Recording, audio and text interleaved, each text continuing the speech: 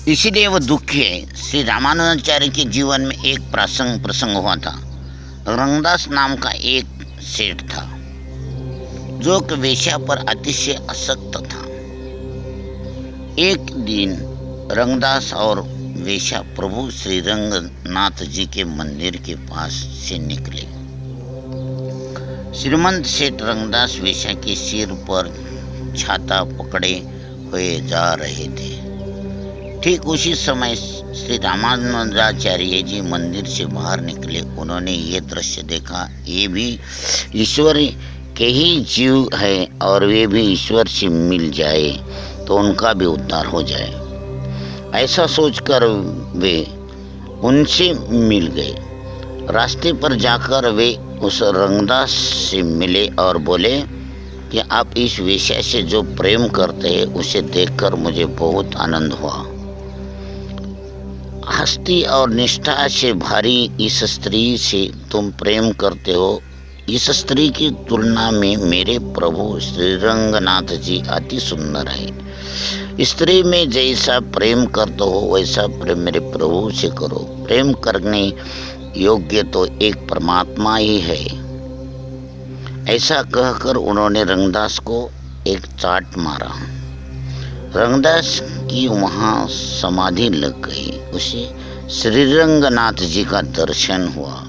उस दिन के बाद रंगदास ने किसी भी दीन स्त्री से प्रेम नहीं किया।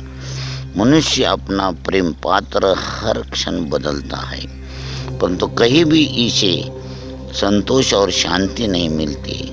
बाल्यावस्था में माता से प्रेम करता है, कुछ बड़े होने पर मित्रों से प्रेम करता है, विवाह हुआ तो पत्नी से प्रेम करता है, कुछ जाने के बाद अपनी उसी प्यारी पत्नी का तिरस्कार करने लगता है और उससे कहता है कि तेरे साथ विवाह करने में मैंने बड़ी भारी भूल की है।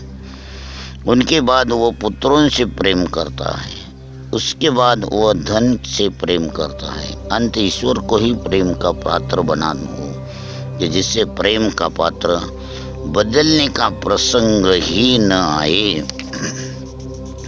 श्री भागवत शास्त्र बार बार सुनेंगे तो परमात्मा से प्रेम बढ़ेगा। आजकल लोग भक्ति तो बहुत करते हैं, परंतु भगवान को साधन और सांसारिक सुखों को साध्य मानकर ही करते। अंत भक्ति सार्थक नहीं होती और लोग दुखी होते हैं। श्री भागवत को ही साध्य मानो, संसार के सुखों को नहीं। कथा में हास्य रस गौण है। कथा किसी को हंसने के लिए नहीं है, कथा तो ईश्वर को प्रसन्न करने के लिए है। श्रोताओं के हृदय में जो शोक जागृत करे वह शुद्ध कथा शुद्ध हृदय से रोने के लिए। मेरा आज तक का जीवन निरर्थक ही निकल गया, अधिभाव हृदय में जागे तो ऐसी कथा का श्रवण सार्थक हुआ। कथा सुनने के बाद पाप न छूटे और वैराग्य उत्पन्न न हो तो कथा का श्रवण किस काम का।